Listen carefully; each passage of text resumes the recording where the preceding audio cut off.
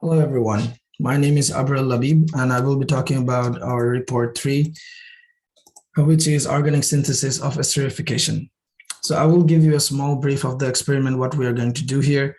So in this experiment, we followed organic synthesis to prepare ester. We are using unknown carboxylic acid and unknown alcohol along with inorganic acid, and this mixture is being heated with a microwave reactor.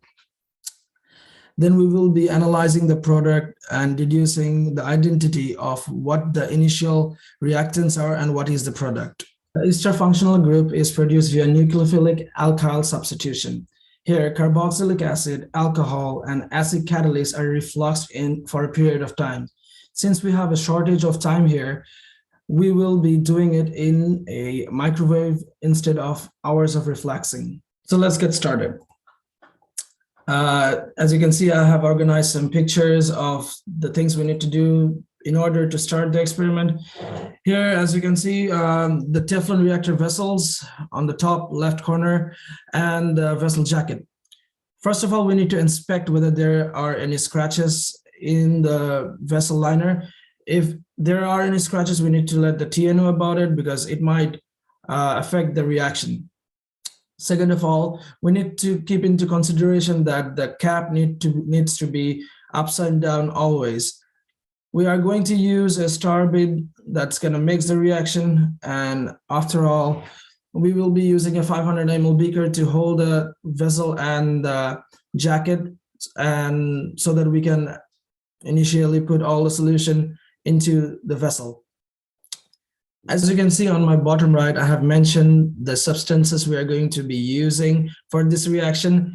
I am using here 9 ml of unknown carboxylic acid, 3 ml of unknown alcohol, and 0.7 ml of concentrated sulfuric acid. Here, sulfuric acid is acting as a catalyst.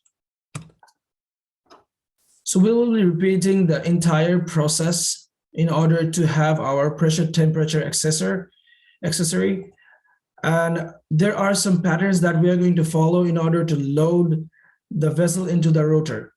So as you can see, for 16, we are going to be doing like this. For 10, we're going to be doing like this. For 8, like this. And for 4, as you can see, I have mentioned it, we will be loading the vessels like this. After the loading is being done, it is kept into the fume hood for heating for 30 minutes. While the heating is going on, we are going to prepare a solution of 21 ml of 2 mole of NaOH solution. Soon after the heating is done, we are going to take out the fuel vessels and then unscrew it and vent all the harmful gases out of it.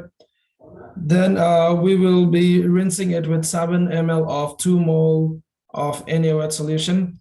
Then the entire sample is being transferred into a separatory funnel. Then we are going to wash it with 3 times 7 ml of 2 NaOH solution. After the washing is being done, the organic layer is being dried with sodium sulfate. Then gravity filtration is being done to remove the remaining impurities. To get the perfect amount of sample that we need for IR spectroscopy, rotor evaporation is done. After the rotor evaporate is done, then we have, as you can see here, we have 2 spectrums. One is HNMR spectra and another one is CNMR spectra. So the HNMR spectra gives us an idea about the number of hydrogen present in the compound, and the CNMR gives us an idea about the number of carbon present in the compound. So all of these peaks are splitted into different peaks. As you can see, I will be describing it into more details into my next slide. The further one, which is in the further left, this peak is considered to be the peak associated with oxygen, and same goes for carbon here as well. As you can see here in this slide, I have explained in details about the spectrums and the peaks. Let's talk about the peak that we have here. The first peak is at 0.8 ppm, which suggests that it has 3 hydrogen associated with it, and it's a triplet. So let's go back to the graph that we have here. As you can see that this one single peak is associated with 3 other peaks, which which is why it is a triplet. We can divide this HNMR graph into two parts.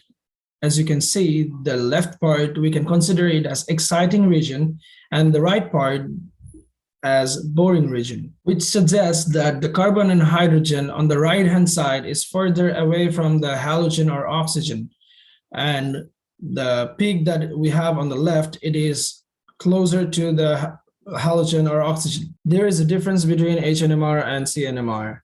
In CNMR, there is no integration, which states the areas under the peaks does not correspond to the number of carbons giving rise to those peaks. As you can see here, I have clearly mentioned the carbons associated with the peaks. So let's pick the first one here. It's 14.15, which gives rise to CH3. So I have also already clearly mentioned which carbon it can be. So since it is to the further right of the graph, it is going to be further away from the oxygen connected with the carbon. And the next one that we have is 18.23, which is pretty close to the carbon connected with oxygen.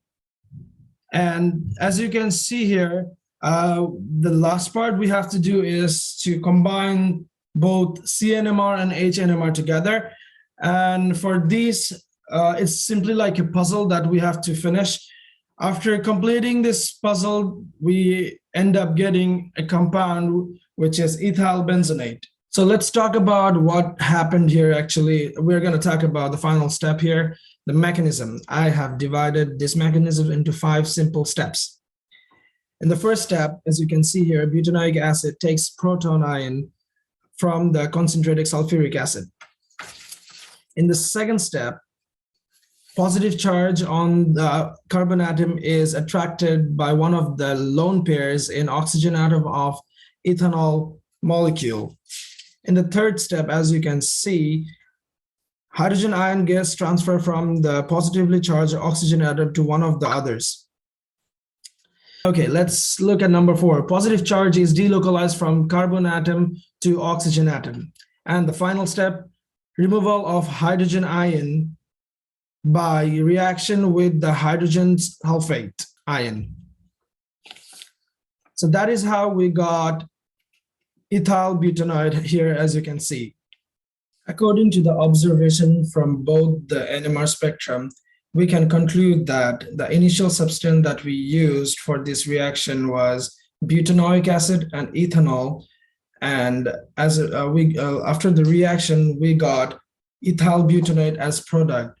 And here we have also used sulfuric acid as catalyst. Thank you for your time. That's all for today.